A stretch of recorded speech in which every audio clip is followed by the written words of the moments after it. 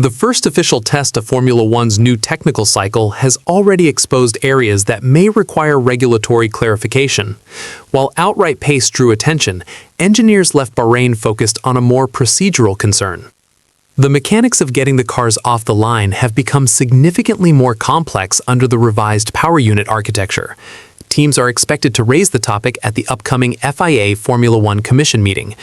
The issue centers on how the new engines behave in the seconds before the lights go out.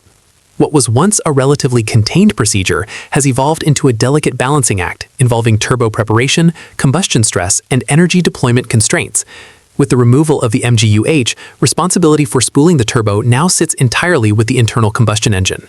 In previous years, the MGU-H accelerated the turbo to its operating window quickly and without placing excessive load on the combustion element.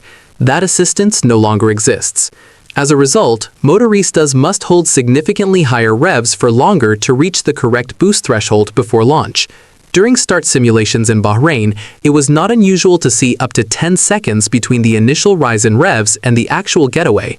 Engineers are experimenting with how far to push the engine while minimizing wheel spin when the clutch is released. Variations were visible even with the same motorista across different practice starts, underlining how narrow the operating window currently is.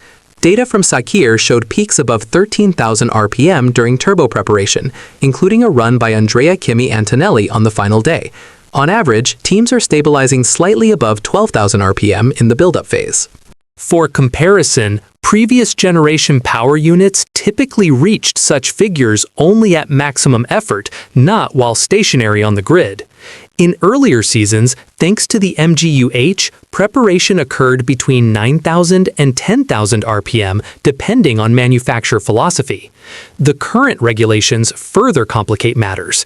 The MGU-K is not permitted to deploy energy while the car is stationary, except for specific damping strategies linked to reliability.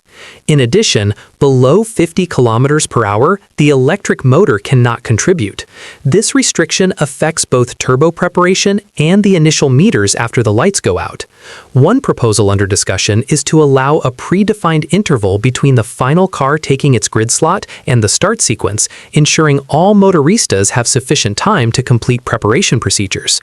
Oscar Piastri warned about the potential consequences.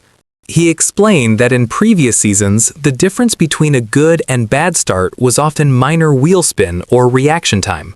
Under the new rules, he suggested, the situation could resemble Formula 2, where a near stall can cost multiple positions.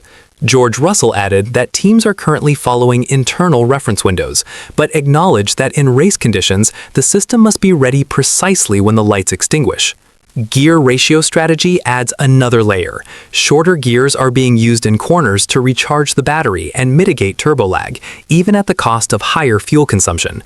Russell indicated that Ferrari appears able to run higher gears compared to rivals, possibly implying a smaller turbo that reaches its operating window more quickly, which could offer an advantage at the start. However, he stressed that until there is a clear safety concern, development will continue within the existing framework. The concern among several teams is clear. Prolonged high-rev preparation increases mechanical stress and introduces variability at the most critical moment of the race.